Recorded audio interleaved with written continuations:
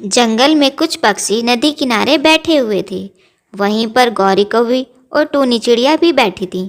लेकिन थोड़ी देर बाद ही गौरी कौवी और टूनी चिड़िया में किसी बात को लेकर बहस हो जाती है।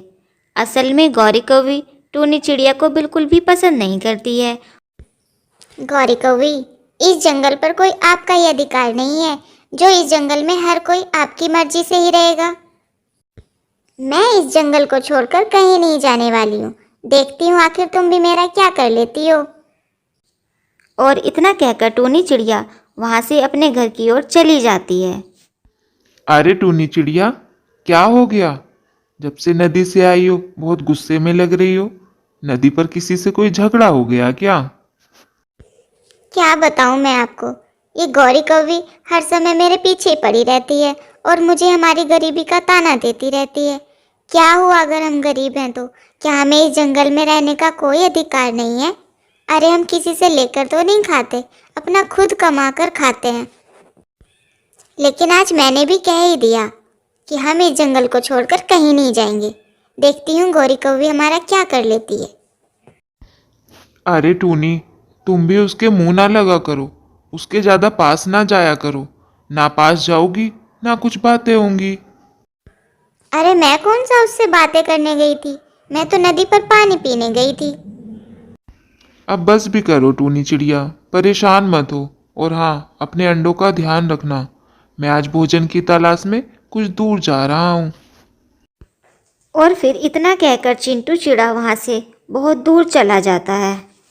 गौरी, तुम हर समय क्यों उस टूनी चिड़िया के पीछे पड़ी रहती हो? आज नदी पर भी तुम शुरू हो गई। क्या उसको बिल्कुल भी जीने नहीं दोगी क्या?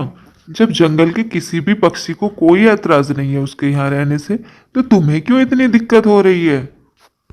कालू, उस छोटी चिड़िया की इतनी हिम्मत कि वो मुझसे जबान लड़ाएगी। देखा नहीं आज तुमने कैसे मेरी बातों के जवाब दिए जा रही थी।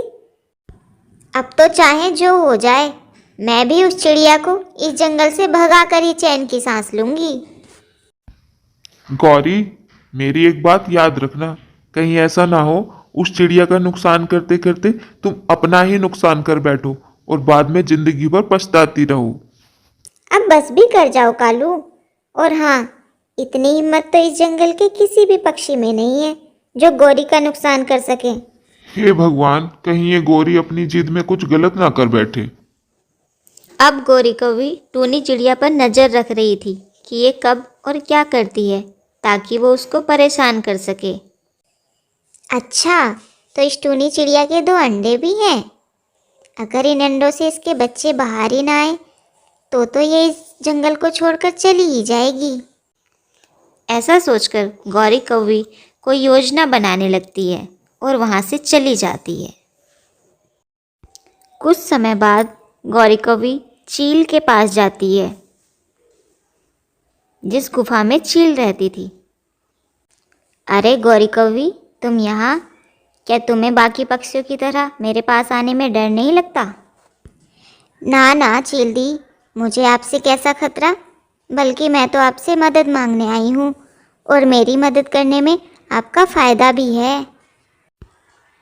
क्यों गौरी कौवी, तुम्हारी मदद करने में मेरा क्या फ़ायदा हो सकता है भला? मेरे पड़ोस में एक चिड़िया रहती है, टूनी नाम है उसका। हर दिन मेरा उससे झगड़ा हो जाता है। मैं उसे इस जंगल से भगाना चाहती हूँ, लेकिन वो जाती ही नहीं। अगर तुम उसके अंडे खा लो फिर तो उसे आपके डर से इस जंगल को छोड़कर जाना ही पड़ेगा। सच में उसी पेड़ पर रहती है ना वो? कभी मैं जाऊं भी और मुझे खाली हाथ लौट कर आना पड़े? हाँ हाँ चील दी, सुबह सुबह वो नदी पर पानी पीने जाती है। तुम तभी आकर उसके अंडे उठा लेना। और फिर इतना कहकर गौरी कौवी वहाँ से चली जाती है। अगली सुबह सभी पक्षी नदी के पास बैठे हुए आपस में बातें कर रहे थे। तभी गौरी कौवी की नज़र जैसे ही टूनी चिड़िया पर पड़ती है तो वह सोचने लग जाती है, चलो अच्छा है, टूनी चिड़िया भी नदी पर आ ही गई। अब चील अपना काम आसानी से कर देगी। चील जैसे ही टूनी चिड़िया के घर पहुँचती है, अरे ये क्या, यहाँ तो टूनी चिड़िया के अंडे हैं ही नहीं। इसका मतलब गौरी कौवी ने मेरा बेवकूफ़ बनाया। इस बात का हर्जाना तो उसे भुगतना ही पड़ेगा।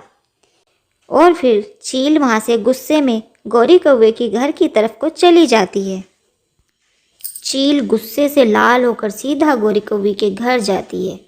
वहाँ पर उसे गौरी कौवी तो नज़र नहीं आती, लेकिन उसे गौरी कौवी का अंडा ज़रूर मिल जाता है। चिड़िया का अंडा तो नहीं मिला, पर अब मैं तुम्हारे अंडे को नहीं छोड़ूंगी गौरी कौवी। और फिर इतना कहकर चील वहाँ से गौरी कौवी के अंडे को अपने साथ लेकर वहाँ से चली जाती है। अरे चलो, चील ने अपना काम कर ही दिया, अब मैं भी अपने अंडे के पास जाती हूँ। लेकिन जैसे ही वे घर जाकर देखती है कि घोंसले में उसका अंडा तो था ही नहीं। हे भगवान, मेरा अंडा कहाँ गया?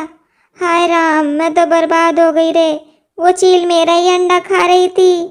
हे भगवान, ये मैंने क्या कर दिया? गौरी के चिल्लाने की आवाज़ सुनकर और पक्षी भी उसके घर आ जाते हैं। कालू, मैं तो बर्बाद हो गई। चील मेरा अंडा उठा के ले गई। क्या? चील हमारे घर में कैसे आ गई? इस बात को सुनकर पहले तो गौरी चुप हो जाती है। क्या बताऊं कालू, मैंने चील को टूनी चिड़िया के अंडे खाने के लिए बोला था, लेकिन वो उसके अंडे की बजाय मेरा ही अंडा उठा के ले गई। तो तुम कल इसलिए चील के पास गई थी? ये बात तुम्हें कैसे पता कालू? मुझे सब पता है, मैंने तुम्हें वहां जाते हुए देख लिया था। कल मैंने तुमको चील की गुफा में जाते हुए देख लिया था, और जब तुम उससे बातें कर रही थी तब मैं वहीं गुफा के बाहर ही खड़ा होकर तुम्हारी बातें सुन रहा था, और फिर वहीं से सीधा टूनी चिड़िया के पास चला गया। टूनी, गौरी तुमसे बहुत ज्यादा गुस्सा है, और आज तो मैंने उसे चील के पास देखा है। वो चील से कह रही थी कि तुम्हारे अंडे खा ले ताकि तुम इस जंगल को छोड़कर चली जाओ। तुम अपने अंडे उठाकर किसी सुरक्षित स्थान पर रख दो। गौरी, मैंने कभी नहीं सोचा था कि तुम टूनी को इस जंगल से भगाने के लिए इस हद तक जा सकती हो। उसका नुकसान करने के चक्कर में अब तुम खुद अपना नुकसान कर बैठी हो। आज तुम अपनी इस अमेरी के घमंड में अपना सब कुछ खो बैठी हो। आज के बाद मेरा और तुम्हारा कोई रिश्ता नहीं है। जा रहा हूं मैं तुम्हारी इस महल को छोड़कर। मुझे माफ कर दो कालू, मुझसे बहुत बड़ी गलती हो गई। मुझे छोड़कर मत जाओ कालू। गौरी बोलती रहती है, लेकिन कालू कौवा उसकी बात नहीं सुनता है और घर के बाहर चला जाता है। इस कहानी से हमें ये सीख मिलती है कि कभी भी हमें दूसरे का बुरा नहीं सोचना चाहिए। दूसरे का बुरा करने के चक्कर में खुद हमारा ही बुरा हो जाता है।